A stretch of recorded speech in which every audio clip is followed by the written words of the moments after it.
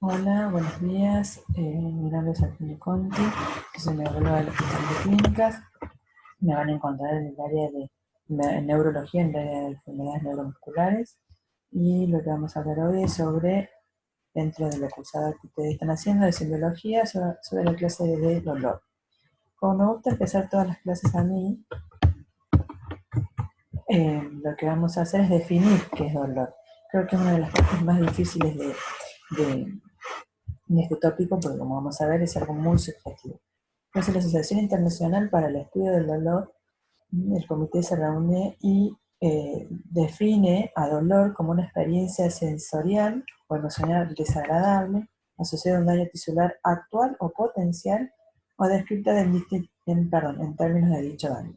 El dolor es siempre subjetivo, cada individuo aprende a aplicar la palabra a través de las experiencias tempranas de su vida. Entonces, tenemos que el dolor es una experiencia individual, es una sensación, evoca una emoción y esta es desagradable. Después vamos a ir definiendo y viendo bien en qué áreas se van generando esta sensación, la emoción y que sea desagradable. Habitualmente existe un estímulo nocivo que produce daño tisular o eventualmente lo produciría de mantenerse. Puede aparecer sin causa sintomática que lo justifique y es el síntoma más frecuente de la enfermedad. Para hablar de dolor, tenemos que empezar un poquito más atrás por los diferentes tipos de fibras nerviosas, que van a ser los que van a transmitir al cerebro o a las distintas áreas, ya sean corticales o subcorticales, para poder tener esta sensación que a nosotros nos va a decir que es desagradable y que es dolor. Entonces, las fibras nerviosas, tenemos diferentes tipos de fibras nerviosas. Tenemos las fibras nerviosas motoras. Dentro de las fibras nerviosas motoras tenemos las fibras mielínicas de tipo alfa o de tipo alfa-beta. Ambas son mielínicas, son las fibras más gruesas que tenemos y son las encargadas de la transmisión del control muscular, de la propiocepción, de la presión y de la vibración. Después tenemos las fibras sensitivas. Dentro de las fibras sensitivas vamos a dividir en distintos tipos según el diámetro de estas fibras. Van a ser un poco más finas, que van a estar o finamente mielinizadas, que son las fibras A delta, o las fibras no mielinizadas, que son las fibras C. Estas son las fibras que llamamos fibras finas. Sí, son las que van a transmitir el frío, el dolor, y el calor, el dolor, en el caso de las fibras C. Y tenemos las fibras autonómicas, las pongo últimas, pero no por ellas menos importantes, pero que estas fibras también son consideradas dentro de las fibras finas. Tenemos fibras finalmente mielinizadas, que son las fibras B, que son preganglionares, y las no mielínicas, fibras C o postganglionares. Las preganglionares o postganglionares, estas fibras autonómicas, ¿de qué están encargadas? De regular la frecuencia cardíaca, la presión sanguínea, la función gastrointestinal, genitourinaria, la sudoración, ¿sí? Justamente cuando hay una alteración de estas fibras finas, podemos tener alteración en cualquiera de estas funciones que estamos viendo. Entonces, ¿cómo se va a traducir este dolor? ¿Sí? Nosotros vamos a tener un estímulo nocivo, que ya puede ser mecánico, térmico o químico. Este estímulo nocivo generalmente sobre nuestra superficie de la piel, ya sea como vemos acá, presión por martillo, calor, frío o una sensación química como ácido. ¿Sí? Esto va a generar que se liberen mediadores. Tenemos un montón de mediadores, protamina, la leucotriena, sustancia P, hidroxiácido, quimioquinas, una infinidad de mediadores que estos van a ser los que van a finalmente estimular a los canales de los nociceptores y generar después toda una vida. ¿Cómo es esa vía? ¿Cómo es el proceso neuronal de codificación de estímulos? Este estímulo nocivo que habíamos visto, mecánico, térmico o químico, se va a traducir, van a liberar estos mediadores químicos que hablábamos recién, se va a traducir para que pueda ser transmitido por una fibra aferente nociceptiva, que estábamos hablando, que eran las fibras A delta o las fibras C, que van a transmitir el dolor, ¿sí? Este estímulo, mejor dicho, que va a ir por un estímulo ascendente, ¿sí? Por los haces espinotalámico reticular. Como vemos, generalmente el dolor no se hace cortical, sino es subcortical y genera un efecto reflejo, que también hay una vía descendente moduladora de esto, ¿sí? No siempre todo el estímulo que recibamos lo vamos a traducir en un estímulo doloroso. Pues sí puede generar, por ejemplo, un estímulo mecánico calórico que sea nocivo, hace que genere el reflejo de retirada del miembro, por ejemplo. Entonces, ¿cuáles son los neurotransmisores mediadores del dolor? Tenemos transmisores excitadores, que van a hacer esto, que generen una respuesta de refleja de reserva, digamos, de cuidado, o inhibidores en donde van a moderar para que la respuesta no sea exagerada. ¿Sí? Tenemos el glutamato, aspartato, el PIB, la colecistocinina, la angiotensina, sustancia P, y entre los inhibidores vemos que se repiten. La sustancia P puede ser excitadora o inhibidora según el tipo de receptor al cual esté liberándose. Al dolor lo podemos clasificar de diferentes maneras. Lo podemos clasificar por su origen, por su duración y por la intensidad. Por su origen tenemos el dolor nociceptivo, el dolor neuropático y el dolor psicógeno. Por su duración tenemos el dolor crónico o agudo, ¿sí? Como toda medicina, dolor crónico podemos definirlo mayor a 8 semanas, entre 4 y 8 semanas se divide en subagudo. Podemos decir que agudo es entre 0 y 4 semanas, ese es el dolor agudo. Y por la intensidad, este es el ítem más subjetivo, después vamos a ver que hay escalas para poder medir su intensidad, en leve, moderado a severo. Dentro de los nociceptivos, cuando hablábamos de clasificación por su origen, en el nociceptivo tenemos el dolor somático y el dolor visceral. Y en el crónico tenemos el dolor oncológico, por el más frecuente, y el no oncológico. Vamos a hablar primero sobre el dolor nociceptivo. ¿Qué es el dolor nociceptivo? El dolor nociceptivo es el dolor normal, pongo entre comillas, o fisiológico, ¿sí? Es el dolor en respuesta a una amenaza o daño del tejido no neural, que sea somático o visceral. Es fisiológico porque nos está avisando de algo que está mal, ¿sí? Si nos faltara esta respuesta, si esto no funcionara bien, podríamos tener algún daño, ¿sí? Y se produce por activación de estos nociceptores que hablamos.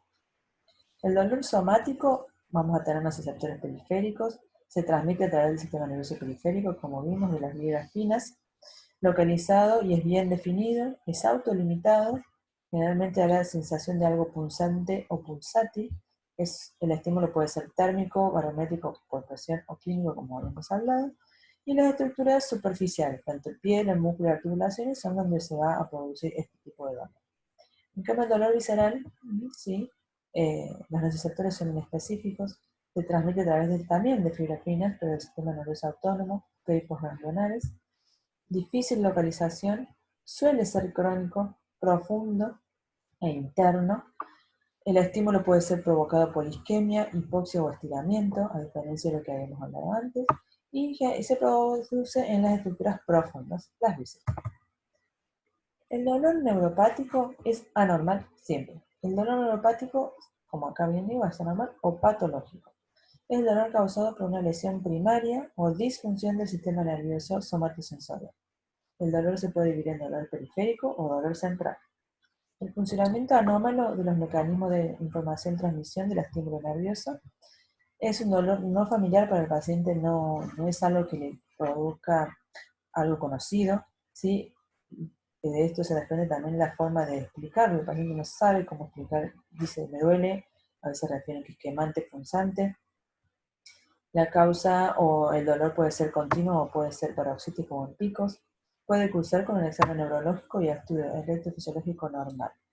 Y acá voy a hacer hincapié porque dentro del sistema nervioso periférico tenemos un estudio que es el electromiograma, que es el estudio que nos sirve un montón y que nos ayuda a definir un montón de patologías en este área, pero tenemos las fibras finas. Dijimos que el dolor era transmitido por fibras finas, las fibras finas no son registradas por el electromiograma.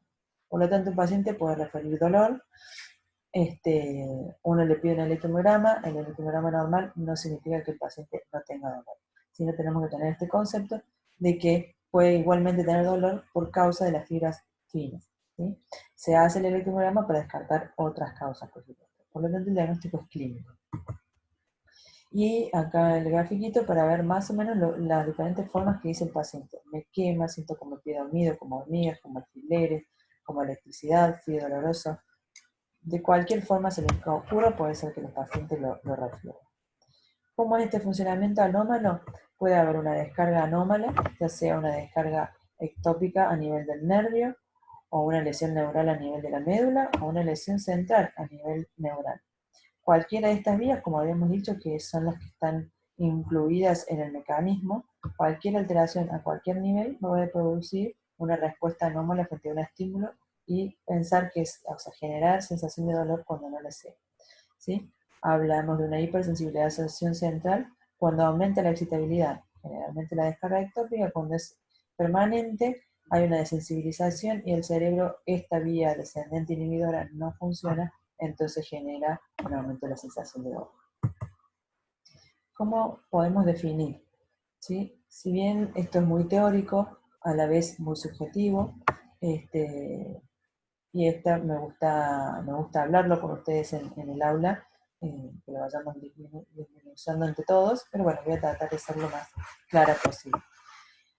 Hiperalgesia es una respuesta exagerada a un estímulo que frecuentemente genera dolor, ¿sí? Hablamos de exagerada, como todo en dolor es subjetivo, lo que es exagerado para uno que no para otro. Pero bueno, en el momento del dolor, ¿sí? Algún estímulo que uno interpreta que sería molesto pero no doloroso, el paciente lo refiere como que le duele mucho. Alodinia, ¿sí? A diferencia de la hiperalgesia, es un estímulo que habitualmente no genera dolor y el paciente lo percibe como dolor. Por ejemplo, una caricia. El paciente le acaricia la sábana en la planta del pie y él refiere que eso le genera un dolor terrible. Eso no debería generar dolor, porque en este caso estaríamos frente a alodinia. Hiperestesia es una sensibilidad aumentada a un estímulo sensorial, ¿sí? Son parecidos, ¿sí? A la alodinia, pero no genera dolor, sino que una sensación podría ser previo a la alodinia, pasar la mano y tener una sensación aumentada sin generar dolor todavía.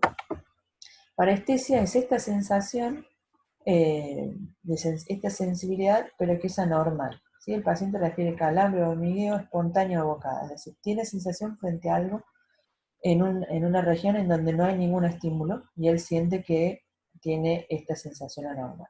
Y disestesia le agregamos a esta sensación anormal el contenido desagradable. Al paciente le genera algo desagradable.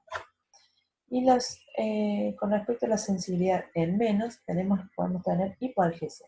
Sensibilidad disminuida al estímulo de dolor nociceptivo. En este caso, tanto en más como en menos es patológico, porque, como dijimos al principio, el dolor nociceptivo es un dolor fisiológico que nos está avisando frente a una amenaza, a un daño potencial. Entonces, si la sensibilidad está disminuida, puede que no nos avise, no genere, por ejemplo, la reflejo de retirada y nos quedemos. Hipoestesia es frente a un estímulo que yo le provoco al paciente, ya sea un pinchacito o la mano, el paciente no lo siente o siente menos, ¿sí? Hay una sensibilidad disminuida frente a un estímulo.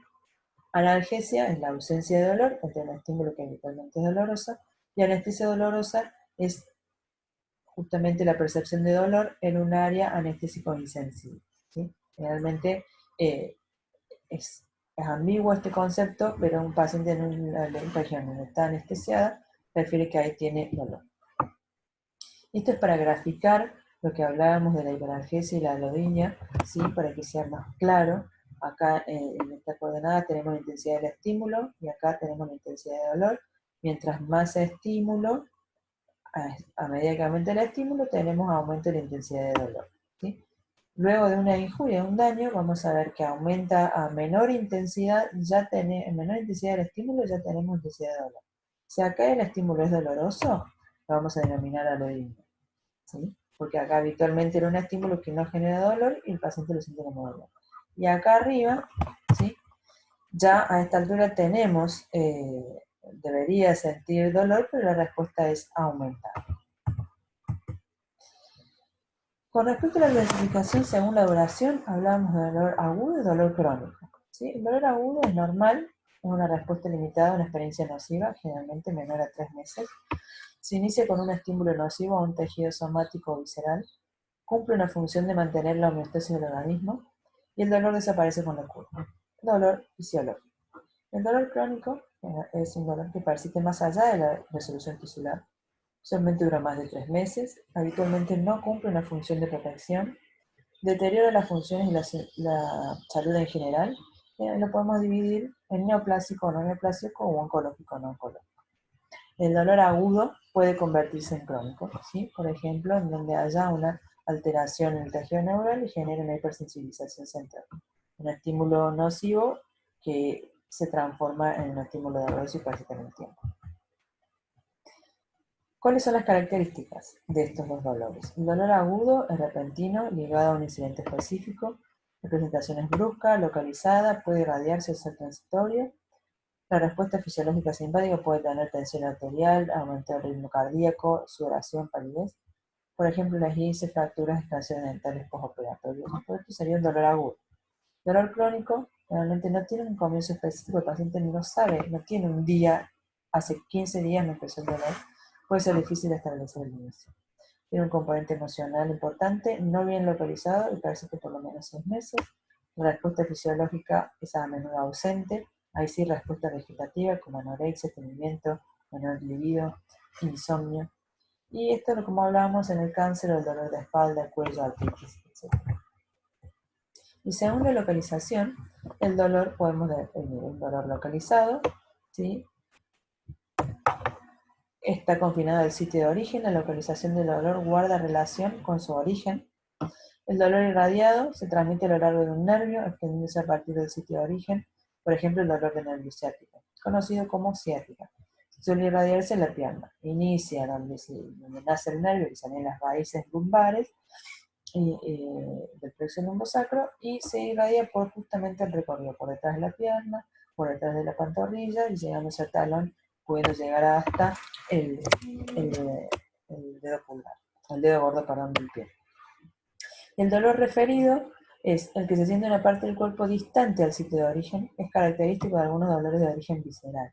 Se diferencia del irradiado en que este último se extiende a lo largo del tracto nervioso, en cambio el dolor referido se percibe en una zona que no tiene ninguna relación con de dónde proviene. Por ejemplo, la precordialgia, el dolor por infarto cardíaco, o por isquemia cardíaca, perdón. Y tenemos otro tipo de dolor que es el mismo fantasma. El 70% de los amputados perciben dolor proveniente del miembro amputado. O sea, se amputó la pierna derecha y el paciente es consciente o siente que le duele la pierna que no tiene. ¿Sí? Acá tenemos un dibujito, gastritis, cuando duele, o esofagitis, el dolor de la precordialgia, generalmente cuando hay el dolor de la forma puede dolernos el hombro, ¿sí? El estómago, la vesícula va a irradiar hacia ese lugar, el riñón, cuando tenemos un cólico renal va a irradiar hacia a la zona de la ingle, ¿sí? Tenemos diferentes zonas más o menos conocidas en algunos tipos de dolor. ¿Cómo vamos a evaluar el dolor? El dolor, tenemos que hacer un interrogatorio muy minucioso en donde vamos a hablar sobre cuándo fue el inicio, el tiempo de evolución, dónde está localizado, el perfil temporal, la intensidad, la calidad, factores que alivian el poder del dolor, si el tratamiento analgésico recibido, si calmó o no calmó. Entonces, son muchas las cosas que tenemos que preguntar para poder orientarnos hacia la causa que lo está produciendo. Y tenemos una mnemotecnia que vamos a usar, Alicia, en donde la A es de aparición, la L de localización, la I de irradiación, en el caso de que se irradie, hay que preguntarlo, la C qué características tiene, si es pulsátil, si es paroxístico, si es continuo, la intensidad, que ahora vamos a ver las escalas de intensidad, y A, al final, de alivio, si alivia con alguna posición o con alguna analgésico. ¿Cuáles son las escalas de valoración? Las escalas de valoración tenemos que dividirlas en escalas subjetivas del dolor y escalas objetivas del dolor. Dentro de las subjetivas, que son las más utilizadas, el paciente es quien nos informa acerca de su dolor. Se basan en la valoración de la intensidad. Pueden ser unidimensionales, que son las más utilizadas, que son un dominio. Las multidimensionales valoran otros aspectos como los sensoriales y los emotivos. Y las escalas subjetivas son las de escalas de dolor en donde el propio observador es quien interpreta la descripción del dolor del paciente. Mira expresión, comportamiento, postura. Dentro de las subjetivas tenemos la escala descriptiva de intensidad de dolor, donde el paciente va a decir sin dolor, dolor leve, moderado, severo, muy severo o peor dolor de su vida. La numérica, que va del 0 al 10, en donde 0 no tiene dolor y 10 es el peor dolor que ha sufrido en su vida. El paciente le va a poner en la escala un número a su dolor. Las caras de dolor, que también tenemos del 0 al 5, donde el paciente, según su percepción de estas caritas, se va a ubicar en donde está. Y cuando hablaba de las multidimensionales, ¿sí? Tenemos que hablar de la escala para los niños, porque los niños no van a poder expresar su intensidad de dolor. Entonces ahí sí van a ser las multidimensionales, vamos a tener en cuenta diferentes categorías en la cara, la expresión de la cara, las piernas, la actividad, si está acostado tranquilo, si se retuerce, cambia de postura.